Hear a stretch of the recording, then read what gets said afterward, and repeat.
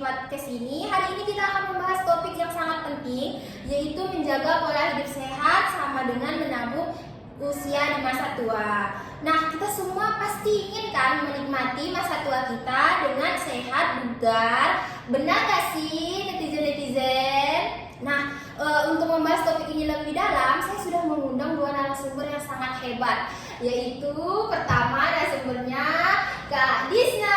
Halo Kak Disna. Yang kedua itulah adalah Kak Safina. Halo. Nah, bagaimana kabarnya Kak Disna dan Kak Safina? Alhamdulillah kalau saya alhamdulillah baik. Saya juga baik nih. Gimana nih Kak Asra sendiri? Alhamdulillah baik dan juga bersemangat. Kan tengah marak-maraknya ya di media sosial terutamanya TikTok tentang anak-anak yang masih muda tapi sudah terkena diabetes tipe A atau obesitas dikarenakan kurangnya pengetahuan tentang pola hidup sehat. Ya. Nah, bagaimana sih pandangan Mbak Kak Disna dan Kak Safina tentang pola hidup sehat ini? Kalau dari saya sendiri sih, pola hidup sehat adalah cara hidup yang mengutamakan kesehatan seperti berolahraga rutin, lalu menjaga pola makan yang sehat, lalu tidur yang cukup, serta menghindari kebiasaan merokok dan minum alkohol. Seperti itu.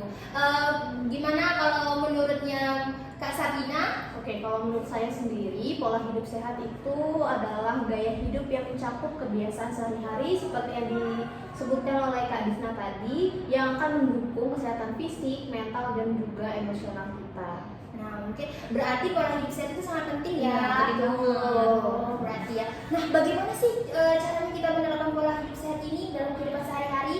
Mungkin dari Mbak Safina terlebih dahulu. Oke, untuk penerapan pola hidup sehat ini banyak ya aneka ragamnya. Yang pertama mungkin ada pola makan yang sehat. Nah, untuk mengkonsumsi makanan yang memberikan gizi yang seimbang untuk tubuh akan bermanfaat untuk menjaga energi sepanjang hari dan juga mendukung kesehatan kita. Nah, untuk pola makan ini tidak hanya berfokus pada jenis makanan tetapi juga porsi dan juga jumlah, waktu, dan cara makannya begitu. Nah, dulu kita ini mengenal dengan istilah 4 sehat 5 sempurna, tetapi untuk saat ini sudah berubah dengan istilah isi piringku, yang dimana terdiri dari setengah terisikan sayur dan buah-buahan, lalu seperempat terisikan lauk pauk seperti protein, ikan, daging, telur, dan lain-lainnya, dan seperempat terisikan karbohidrat. Nah, karbohidrat ini seperti nasi, singkong, dan juga ubi. Nah, untuk makan makanan yang sehat ini bisa juga dengan menerapkan porsi yang tepat. Jadi bisa makan sebelum lapar dan juga berhenti sudah kenyang. Nah, untuk makanlah juga dengan berhati-hati, dinikmati setiap suapan dan hindari makanan yang tergesa-gesa karena dalam makanan ini dapat membantu pencernaan dan menghindari makanan berlebihan. Yang kedua adalah personal hygiene. Nah, yang pertama ini yaitu dengan cuci tangan sebelum dan sesudah makan dengan air yang mengalir. Nah, untuk tekniknya sendiri terdiri dari 6 langkah nih teman-teman. Mungkin bisa teman-teman ikuti ya. Mungkin Kak Disna dan juga Kak Asra bisa nih mengikuti. Iya. Jadi yang pertama nih teknik tepung selaci puput. Nah, yang pertama dengan tepung itu adalah telapak tangan. Lalu kemudian punggung tangan. Saya bergantian ya. Lalu selaci, terus sela jari. Sela jari. Gitu. Terus kemudian C-nya adalah kunci tangan. Cara bergantian. Kemudian selanjutnya adalah puput, adalah putar jari jempol. Saya bergantian juga. Lalu selanjutnya ini membersihkan putar ujung-ujung jari. Oke, begitu. Lalu dibilas. Begitu untuk mencuci tangan dengan 6 langkah dengan benar dan juga efektif nih. Nah, yang kedua yaitu bisa mandi secara teratur 2 kali sehari dan mengganti pakaiannya. Lalu yang ketiga dengan mengganti pakaian dalam yaitu 3 kali sehari dan juga mencuci bagian area vital dari arah depan ke belakang gitu. Nah, teman-teman, ternyata personal hygiene itu juga penting loh dalam menjaga kesehatan, menjaga pola hidup sehat. Nah, mungkin dari Mbak Disna, Kalau dari saya sendiri itu yang pertama ada olahraga rutin ya. Nah, jadi olahraga rutin ini dilakukan 3 sampai 4 kali dalam seminggu. Nah, untuk olahraganya sendiri beragam. Ada olahraga angkat beban seperti gym, sekarang yang marak itu. Lalu ada pilates juga, atau ada yoga, terus ada senam aerobik mungkin di rumah bisa.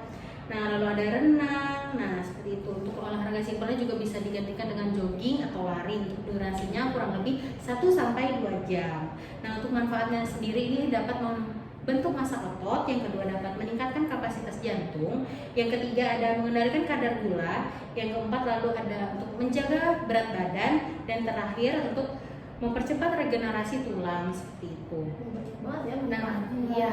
Lalu banyak juga ya manfaatnya. Lalu selanjutnya ada yang kedua, manajemen stres dan kesehatan mental. Nah, yang pertama ini bicarakan keluhan atau curhat dengan orang terpercaya gitu. Terus yang kedua, melakukan hobi yang disukai, seperti misalnya Safina nih suka dance. Nah, lakukan aktivitas yang Kak Safina sukai seputar dance seperti itu. Kan banyak macamnya seperti dance Korea, dance lain-lain. Lalu ya seperti itu. Nah, bisa juga dengan hobi membaca, menulis seperti itu. Nah, selanjutnya yang ketiga yaitu meningkatkan ibadah dan mendekatkan diri kepada Tuhan.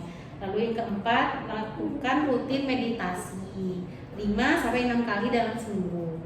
Nah, lalu yang terakhir, lalu ditafsir ada beberapa website yang mengatakan bahwa jika seseorang sering mendengarkan lagu yang sad atau lagu mellow, itu dapat mempengaruhi aktivitas sehari-harinya. Jadi moodnya tuh misalnya dengerin lagu sedih, mood kita tuh jadi sedih berkepanjangan sampai seharian itu. Jadi alangkah baiknya minimalisir lagu-lagu seperti itu. Jadi digantikan lagu yang lebih energik seperti itu, lagu yang bikin happy seperti itu. Seperti itu ya, ternyata. Nanti jangan kayak tiap hari muter lagu galau, jangan teman-teman, karena itu bisa juga mempengaruhi mood kita ya. Oke, mungkin aku mau nambahin nih, selain tadi pola makan sehat itu, dia juga bisa menghindari makanan dari yang banyaknya gula ataupun menghindari makanan yang asin-asin. Nah, selain itu juga setelah penerapan yang sudah kita sebutkan ini, kita jadi bisa memprediksi apakah tubuh kita sudah termasuk ideal atau belum, yaitu dengan perhitungan IMT atau indeks massa tubuh, yang dimana dengan rumus berat badan kita dibagi dengan tinggi badan dikali dengan tinggi badan. Tinggi badannya itu dalam meter, yang tadinya sentimeter 160 misalnya nih, diganti menjadi 1,6, kemudian dikuadratkan. Lalu untuk hasilnya, untuk hasil yang normal yaitu 18,5 sampai 25. Kemudian ada juga dalam kategori gemuk yaitu 25 sampai 27. Kemudian kategori obesitas yaitu di atas 27. Begitu sih teman-teman. Oh, berarti setelah ini kita bisa langsung cek ya IMT Iya, berapa betul. ya. Mungkin teman-teman di rumah bisa nih langsung mengecek. Baik, untuk pertanyaan selanjutnya kan seringkali kita merasa kesulitan nih atau memulai pola hidup sehat. Nah, Konsisten gitu ya? iya, nah bagaimana sih caranya atau tipsnya? Mungkin dari Kak Safina atau Kak Disna, tipsnya agar konsisten dalam menjaga pola hidup. Oke, kalau dari saya sendiri itu yang pertama kita tuh harus memiliki motivasi yang kuat. Semisal kita kan pengen nih pakai outfit yang lucu-lucu, pasti kan harus butuh body yang goals gitu ya, yang bagus seperti itu. Nah, terus yang kedua juga ada yang mungkin penderita obesitas atau penderita diabetes seperti itu, harus menjaga kadar gulanya. Nah, terus yang ketiga ada juga seperti modeling kan biasanya dituntut untuk menjaga postur tubuhnya tetap seimbang atau bagus. Nah, itu sih motivasi yang kuat. Lalu yang untuk yang kedua yaitu perlunya dukungan dari orang sekitar. Nah, misalnya kita berteman nih sama orang yang vegetarian atau suka olahraga, nah lambat laun nanti kita juga akan terikut dengan kebiasaan mereka seperti itu. Lalu yang terakhir memulainya dengan langkah-langkah kecil atau langkah kecil lalu bertahap jadi besar-besar seperti diet nih, misalnya kita cut nasi, tidak boleh langsung cut berhenti nasi seperti itu, harus bertahap, dikurangi porsinya sedikit, 2 centong nasi jadi 1 centong nasi seperti itu. Oke, mungkin aku mau nambahin nih. Yang tadi untuk konsistennya bagaimana, yaitu dengan fokus pada proses bukan hasil yang instan. Jadi hindari obsesi kalian dengan hasil yang instan, karena perubahan pola hidup yang sehat ini akan membutuhkan waktu. Seperti fokuslah pada perjalanan dan perubahan positif yang kalian rasakan. Lalu ada juga dengan jangan terlalu keras pada diri kalian sendiri, karena kadang-kadang kalau misalnya kita merasa rencana kita gagal ataupun kita malah tergoda dengan memakan atau meminum yang manis-manis dan juga yang asin-asin itu, jadi kalian nanti merasa bersalah. Itu hal yang normal, jadi kalian jangan terlalu terpikirkan. Yang penting kalian nanti akan enjoy dan akan bangkit kembali untuk menerapkan pola hidup yang sehat. Nah, yang terakhir ini lakukan evaluasi secara berkala. Jadi setelah itu kalian bakalan evaluasi bagaimana proses perjalanan kalian dan apa yang harus kalian tingkatkan gitu sih. Oh, berarti tiap bulannya gitu loh ya? Iya, sekali benar. evaluasi Iya, seperti itu. benar sih. Benar sih, kita harus berbanyak evaluasi ya. Ini mungkin ada satu pertanyaan lagi ini dari penonton nampaknya, atau yang dikirimnya di Dari netizen gitu ya, ya? dari netizen yang dari Instagram. Dari Kak Siva Haji ini bertanya, Oke. sebagai mahasiswa yang sering nugas di kafe, saya masih sulit mengontrol dalam pemilihan jenis makanan atau minuman. Jadi bagaimana cara mengontrol diri dalam memilih makanan yang sehat saat berada di kafe agar tetap menjaga pola hidup sehat? Oke, mungkin bisa saya bantu jawab ya. Nah, untuk kayak gitu, cara mengontrol dirinya yaitu yang pertama, persiapan diri sebelum pergi ke kafe. Jadi, apabila kalian tahu di kafe tersebut tidak menyediakan air putih karena emang kalian sudah pengen fokus menghindari makanan atau minuman yang manis-manis, jadi kalian persiapan dari rumah untuk membawa tumbler yang berisikan air putih. Tetapi, semisal kalian malas nih untuk membawanya, kalian carilah kafe yang menyediakan air putih tersebut sehingga kalian tinggal membelinya di sana. Lalu untuk yang tips kedua itu dengan cara fokuslah pada kegiatan kalian. Kalau misalnya emang kalian sedang nugas, jadi fokus terus untuk tugas kalian diselesaikan sampai akhir, jangan sampai terdistract dengan hal-hal di sekitar kalian. Gitu. Oke, izin nambahin ya, mungkin hampir sama sih sama yang pertama Kak Safina sampaikan untuk bawa air minum. Semisal emang kepepet banget nggak bisa membawa air putih, mungkin bisa pesan, biasanya kan kafe-kafe itu menyediakan hanya varian kopi seperti itu ya. Mungkin bisa cari kopi yang less sugar atau yang Oh, member iya, gitu. ya. Ya sih, nggak harus yang bener-bener cut, nggak ada gula sama sekali, kan mustahil banget ya mungkin ya di kafe-kafe itu. Itu sih kalau dari saya pribadi.